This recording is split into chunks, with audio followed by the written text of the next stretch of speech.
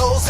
Tutsis died, a genocide was full blown. Yet the world they watched and thus the world. That song Bloody is really about how the power of hip hop music wasn't being used after consciousness sort of got pushed to the side with the music industry. So in other words, in the late 80s, Public Enemy, X-Clan, you name it, Tribe Called Quest, De La, everybody was striving to kick some messages, you know what I'm saying? UNITY with Queen Latifah, you name it, everybody. But then in like 1991, 92, 93, 94, it started to switch over and everybody was wanting to hear lyrics. Now don't get me wrong, I love lyrics, but they pushed aside the message music. Well, at that exact same time, our hip-hop artists like Tupac, Biggie was getting killed literally. Right after that, they were starting to get shot and killed. Also, in the Africa and Rwanda, we was having the, massacres of hundreds and thousands of people was being killed, and no one was rapping about it.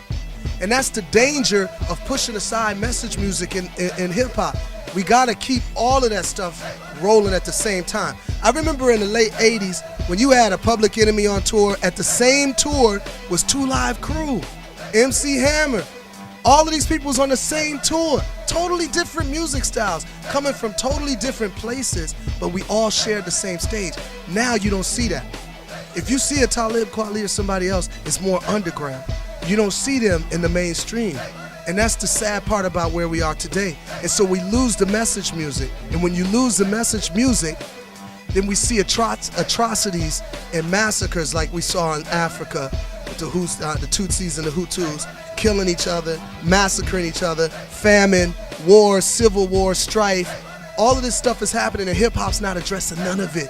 We're talking about being in the clubs and girls with thongs, and people are getting massacred in the country that we come from, our ancestors come from.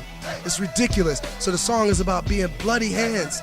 We got bloody hands, we gotta repent and change our vibe, man. We gotta get back into the music and back into the music, making a message for the world that we're living in right now. Stuff is going on right now. We gotta speak about it. That's what hip-hop is. Chuck D said hip-hop is the CNN of Black America. Well, we've lost that. Now, hip-hop has just sort of become like the, just a porn station of Black America instead of the CNN. We've got to start talking about what's really going on again. Get back in the fight, y'all.